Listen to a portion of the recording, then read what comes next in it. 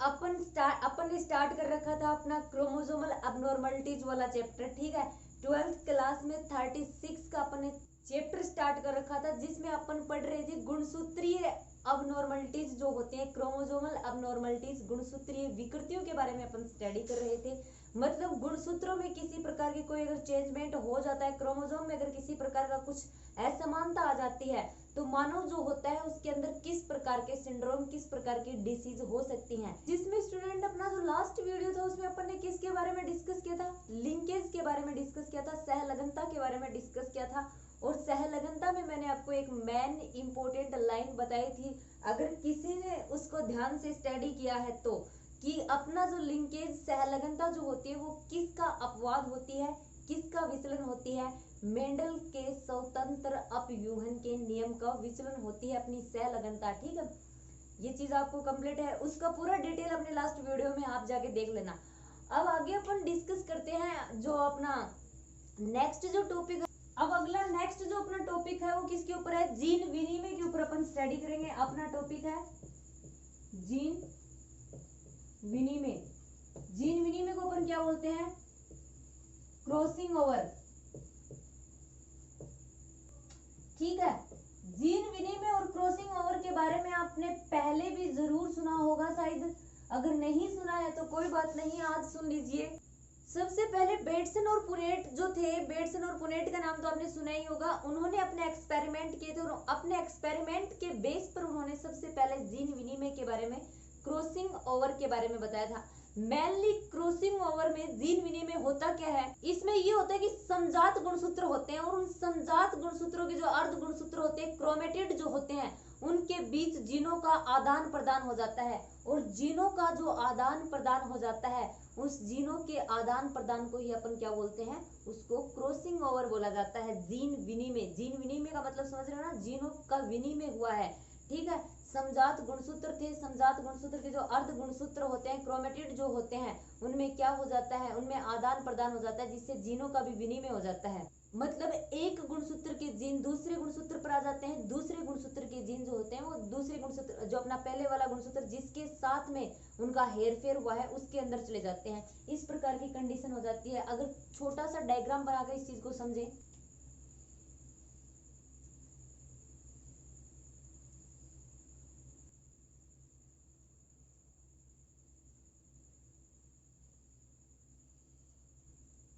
ये अपने गुणसूत्र हैं और गुणसूत्रों पर यहाँ क्या स्थित होते हैं, गुणसूत्रों पर हमेशा जीन पाए जाते हैं, ये बात आप जानते होंगे, ठीक है।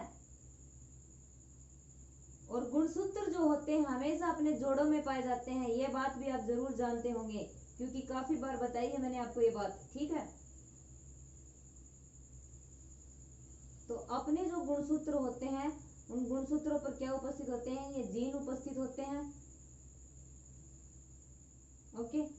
यहाँ पे अपने पास कोई कलर नहीं है तो इसलिए मैं थोड़ा एक जो अपना गुणसूत्र का जोड़ा है इसको अपन थोड़ा ब्लैक कलर से रिप्रेजेंट कर रहे हैं, ओके।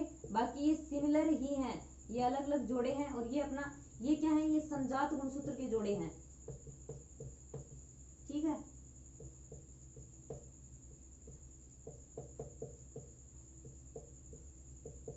अपन स्टडी किसके बारे में कर रहे हैं, क्रॉसिंग ओवर के बारे में। अब यहाँ पर क्रॉसिंग ओवर में क्या होता है,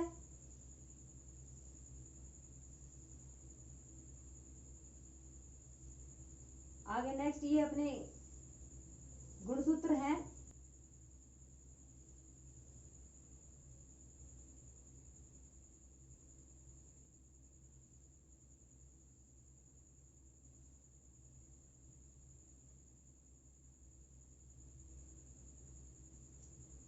इस प्रकार से क्या हो जाता है, क्रोमोसोम जो होते हैं, गुणसूत्र जो होते हैं, उनका आदान प्रदान हो जाता है।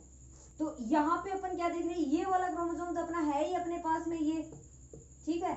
या ये जो कंडीशन है, ये इसके अंदर भी यही कंडीशन होगी तो इसके अंदर है, ठीक है। और ये इसका जोड़ा है तो इसके अंदर जो ये कंडीशन है, ये की ये कंडीशन इसके पास में है, तो ये अपने जोड़ों के रूप में थे स्मॉल ए स्मॉल बी, ठीक है। अब इन दोनों के बीच में क्या हो गया, आदान प्रदान हो गया, गुणसूत्रों का आदान प्रदान हो गया। तो गुणसूत्र के अंदर गुणसूत्र के ऊपर स्थित जो जीन थे, उन जीनों का भी क्या हुआ है, आदान प्रदान हुआ है इस प्रोसेस में, ठीक है। ये जो थे ये अपने डार्क थे और ये जो थे अपने पहले से लाइट हैं इधर वाले।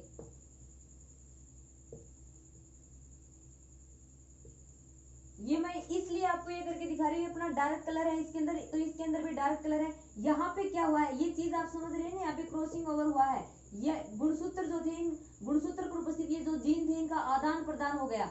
ठीक है, इस प्रकार से गुणसूत्रों का आदान प्रदान हो जाता है। गुणसूत्रों के जो क्रोमेटिड होते हैं इनके आदान प्रदान के साथ जीन भी क्या होते हैं, एक जो गुणसूत्र थे इस गुणसूत्र के जो जीन है वो इस गुणसूत्र पर आ जाएंगे और इस गुणसूत्र के जो जीन थे वो इस गुणसूत्र पर आ जाएंगे। क्रॉसिंग ओवर की जो ये अपनी घटना होती है, किस टाइम घटित होती है, क्रॉसिंग ओवर की ये घटना जो अपनी अर्धसूत्री विभाजन की प्रथम पूर्वावस्था होती है ना, उस प्रथम पूर्वावस्था में जो पेकाइटिन प्रावस्था आती है, उस पेकाइटिन प्रावस्था में क्या होता है, क्रॉसिंग ओवर पाया जाता है। अर्धसूत्री विभाजन समसूत्री विभाजन के ऊपर लास्ट ईयर अपन डिटेल से स्टडी करके आए हैं, तो पेकाइटिन, जाइगोटिन, ये सारी की सारी प्रावस्थाएं, इनके बारे में आपको पता होना चाहिए। अब यहाँ पे देखिए ये जो बिंदु है, इस बिंदु पर क्या हो रहा है, इस बिंदु के ऊपर क्या हो रहा है, क्रॉसिंग ओवर हो रहा है। तो इस बिंदु को क्या बोलेंगे अपन, काइज्मा बोलेंगे। ठीक है, इसको क्या बोला जाता है, जिस बिंदु पर क्रॉसिंग ओवर होता है उस बिंदु को काइज्मा बोला जाता है। ये चीज आपको क्रॉसिंग ओवर की घटना आपको समझ में आ गई होगी। अगर आगे ये अपने क्रोमोसोम जो होंगे, गुणसूत्र जो होंगे वो किस प्रकार से होंगे, और अगर नेक्स्ट अपन देखें तो नेक्स्ट वाले में क्या होगा। अब यहाँ पे देखिए ये तो अपना ए है, सिमिलर ही है, बट यहाँ पे अब क्या कंडीशन आ जाएगी, यहाँ पर स्मॉल बी कंडीशन आ जाएगी। ठीक है, क्योंकि यहाँ पे क्या हो गया है, जीनों का आदान प्रदान हो गया है। ये दोनों जो गुणसूत्र हैं ये अपने ये वाले गुणसूत्र हैं। ठीक है, ये सेम टू सेम सिमिलर रहेगा क्योंकि इसके अंदर कोई भी क्रॉसिंग ओवर की प्रोसेस नहीं थी। इस वाले क्रोमोसोम के अंदर यहाँ पे क्रॉसिंग ओवर हुई थी। ऊपर का जो पार्ट है वो तो सिमिलर रहेगा, यहाँ पे जीन जो है वो कैपिटल ए है अपने पास। यहाँ पर ये जब चेंज हो गए हैं आपस में, तो ये जो था ये स्मॉल बी था, ये दोनों के दोनों क्या है, स्मॉल बी, तो इसके ऊपर आ गया स्मॉल बी। अगर नेक्स्ट इसके ऊपर अब अपन डिस्कस करें तो इसके अंदर ऊपर का जो होगा ये स्मॉल ए। ठीक है, अब ये जो नीचे का पार्ट होगा यहाँ पे क्या आ जाएगा, यहाँ पर कैपिटल बी आ जाएगा। ठीक है, क्योंकि यहाँ इसके अंदर भी क्रॉसिंग ओवर हुआ है, चेंज हो गए हैं।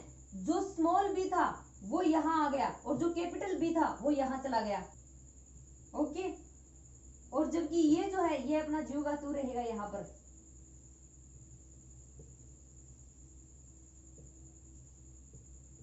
ये थी अपनी क्रॉसिंग ओवर की प्रोसेस। अब अगर अपन नेक्स्ट पॉइंट पर डिस्कस करें क्रॉसिंग ओवर या फिर जीन विनिमय के प्रकार के ऊपर, तो क्रॉसिंग ओवर और जीन विनिमय कितने प्रकार का होता है, 3 प्रकार का होता है।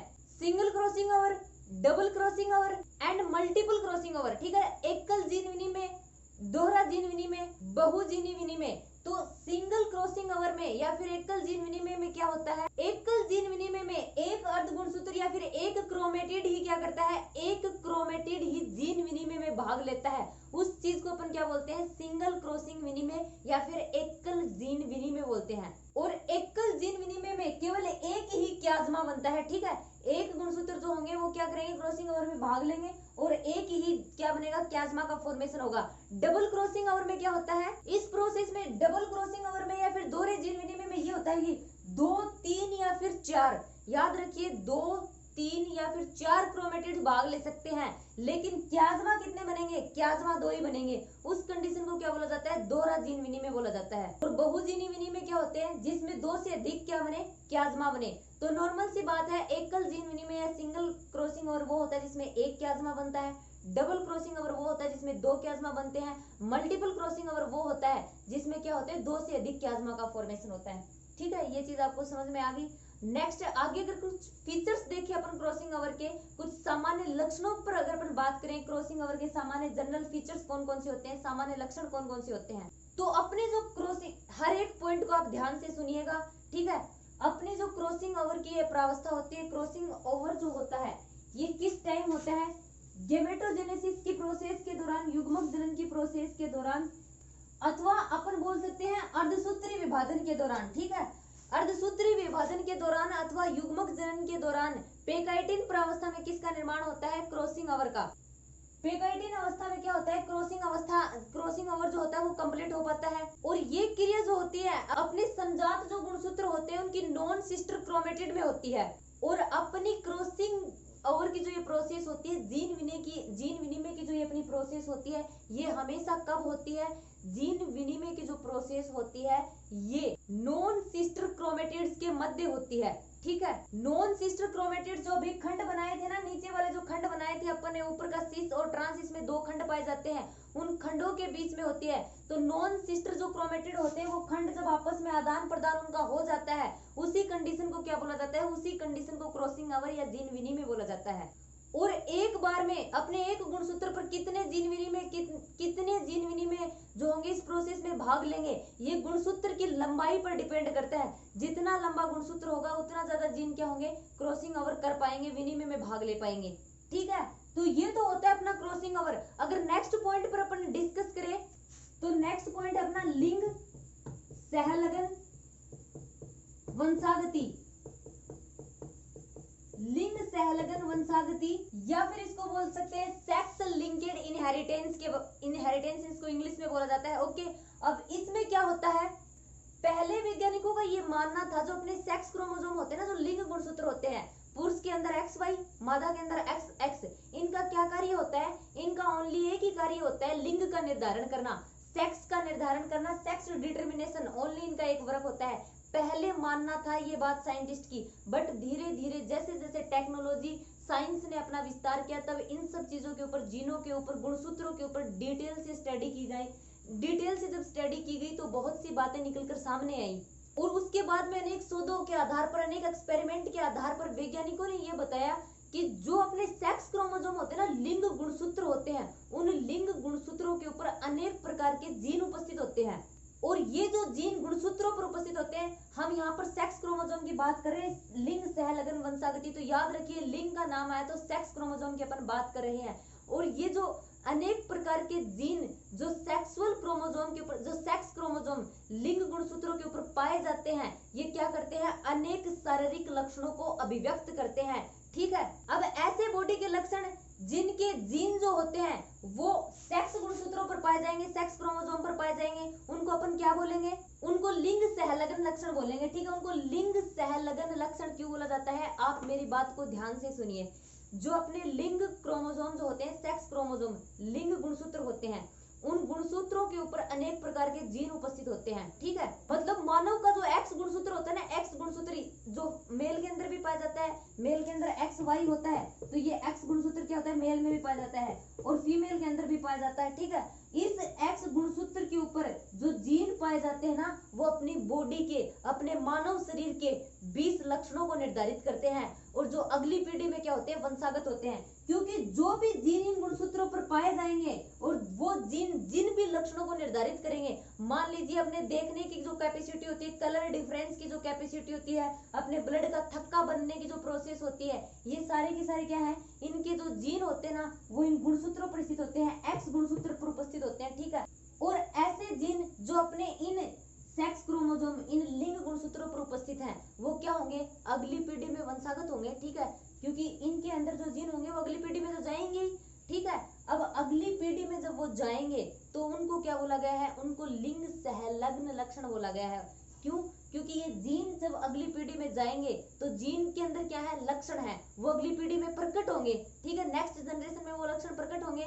इस प्रकार जो अपने जो सेक्स क्रोमोसोम होते हैं, लिंग गुणसूत्र जो होते हैं, उनके ऊपर जो जीन पाए जाते हैं, उनके द्वारा गुणसूत्र जो लक्षण होते हैं, उन लक्षणों की वंशागति की जाती है, और उन लक्षणों की जिनके द्वारा वंशागति की जाती है, उन लक्षणों को क्या बोला जाता है, लिंग सहलग्न लक्षण बोला जाता है। और इन लिंग सहलग्न लक्षणों की वंशागति, मतलब इनका नेक्स्ट पीढ़ी में प्रकट होना, लिंग सहलग्न वंशागति कहलाता है। ओके, ये बात क्लियर, यहाँ तक आपको समझ में आ गई? अगर नहीं भी आई है तो मैं एक बार फिर से इस चीज को रिपीट कर रही हूँ। अपने लिंग गुणसूत्र पाए जाते हैं, जो पुरुष होता है उसके अंदर XY, मादा के अंदर XX, ये गुणसूत्र है। ठीक है, ये एक गुणसूत्र है, इस गुणसूत्र के ऊपर क्या है, जीन उपस्थित है, और वो जीन जो है अलग अलग लक्षणों को अभिव्यक्त करते हैं, मानव शरीर के अलग अलग लक्षण क्या करते हैं, अगली पीढ़ी में प्रकट करते हैं। ठीक है, अब ये जो गुणसूत्र है, ये अपनी अगली पीढ़ी में जाएंगे तो इनके साथ जीन भी जाएंगे, जीन के द्वारा लक्षण भी चले जाएंगे। ठीक है, तो उनको क्या बोल दिया गया, लिंग सहलग्न लक्षण बोल दिया गया। और इन लिंग सहलग्न लक्षणों की अगली पीढ़ी में वंशागति को क्या बोला जाता है, लिंग सहलग्न वंशागति बोला जाता है। अब यहाँ पर देखिए, एक्स जो क्रोमोसोम होता है ना, ये मेल के अंदर भी और फीमेल के अंदर भी, दोनों के अंदर पाया जाता है। तो इसके जो जीन होंगे जो एक्स क्रोमोसोम पर उपस्थित होंगे वो फीमेल के अंदर भी और मेल के अंदर भी, दोनों के अंदर क्या होंगे, अभिव्यक्त होंगे, दोनों के अंदर प्रकट होंगे। और ये जो जीन होते हैं जो मेल के अंदर भी फीमेल के अंदर भी अपना लक्षण प्रकट करते हैं, इसको क्या बोला जाता है, इसको आड़ी तिरछी या फिर क्रिस क्रॉस आनुवंशिकी बोला जाता है। ओके, और अपने जो एक्स गुणसूत्र होते हैं, इन एक्स गुणसूत्रों के द्वारा 20 लक्षणों को क्या किया जाता है, अभिव्यक्त किया जाता है नेक्स्ट पीढ़ी के अंदर। ओके, इनमें से महत्वपूर्ण लक्षणों के बारे में अपन अपने नेक्स्ट वीडियो में डिस्कस करेंगे, क्योंकि जो टॉपिक अपन स्टार्ट करेंगे वो थोड़ा लंबा हो जाएगा। अपन वर्णांधता के ऊपर कलर ब्लाइंडनेस के ऊपर पूरा का पूरा डिस्कस करेंगे, हीमोफीलिया के ऊपर अपन डिस्कस करेंगे अपना जो नेक्स्ट वीडियो होगा। क्योंकि अगर इस वीडियो के अंदर अपन इनकी डिटेल से स्टडी करते हैं तो अपना वीडियो जो है वो काफी लंबा चला जाएगा। तो आप याद रखना लिंग सहलगन वंशागति और लिंग सहलगन लक्षण कौन से होते हैं, क्योंकि इसी के ऊपर अपना नेक्स्ट जो वीडियो होगा वो डिपेंड होगा।